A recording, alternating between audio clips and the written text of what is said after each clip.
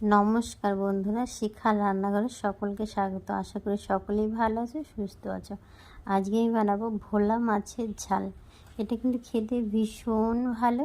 আর দেখো, আমি মাছগুলো নিয়েছি, বেশ ধুয়ে পরিষ্কার করে নিয়েছি। লবণ আর হলুদ দিয়ে বেশ ভালো করে এটাকে মাখিয়ে নেব।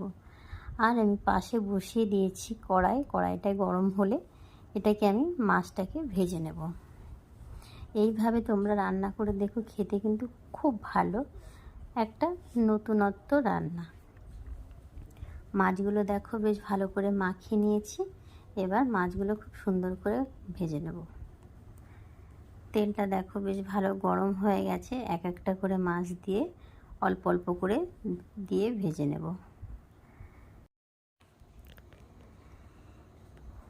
আমার ভিডিওটা যদি তোমাদের ভালো লেগে থাকে, লাইক, শেয়ার আর সাবস্ক্রাইবটা করে দিও।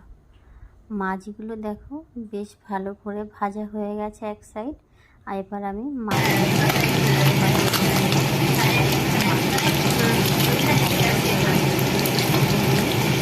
আর সব মাছগুলো ভেজে নেব আমি।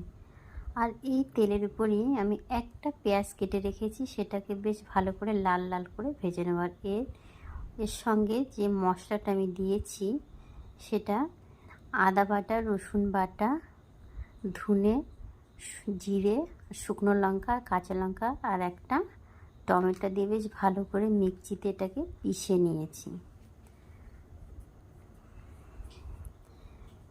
এবার দিয়ে খুব সুন্দর করে মশলাটাকে কষে নেব।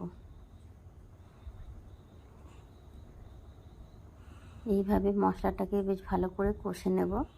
যতক্ষণ তেলটা উপরে না ভাসছে ততক্ষণ কিন্তু মশলাটাকে খুব সুন্দর করে কষতে হবে। আর এর ভেতরে আমি দিয়ে দিয়েছি একটু লবণ আর একটু হলুদ দিয়ে আরও কিছুক্ষণ আমি এটাকে নাড়িয়ে চাড়িয়ে নেব। মশলাটা দেখো অনেকটা আমার কষানো হয়ে গেছে।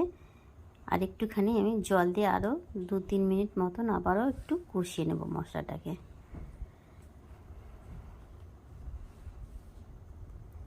বাড়িতে একবার অবশ্যই এইভাবে তোমরা বানিয়ে দেখো, খেতে কিন্তু ভীষণ ভালো। দেখো মশলাতে উপরে বেশ ভালো করে তেল কিন্তু চলে এসছে। আরও একবার আমি এটাকে নাড়িয়ে চাড়িয়ে নেব। মশলাটা কষানো হয়ে গেছে পরিমাণ মতন। এটার ভেতরে আমি জলটা দিয়ে একটু ফুটে এলে মাছগুলো আমি ছেড়ে দেব। ছেড়ে দিয়ে একটু ঢাকা দিয়ে কিছুক্ষণ আমি এটাকে জাল করে দেব। জাল করে এটাকে আমি নামিয়ে নেব একটু গরম মশলা ছড়িয়ে।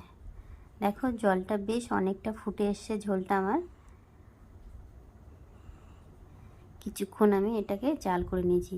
এর ভেতরে আমি একটু গরম মশলা ছড়িয়ে এটাকে আমি নামিয়ে নেব।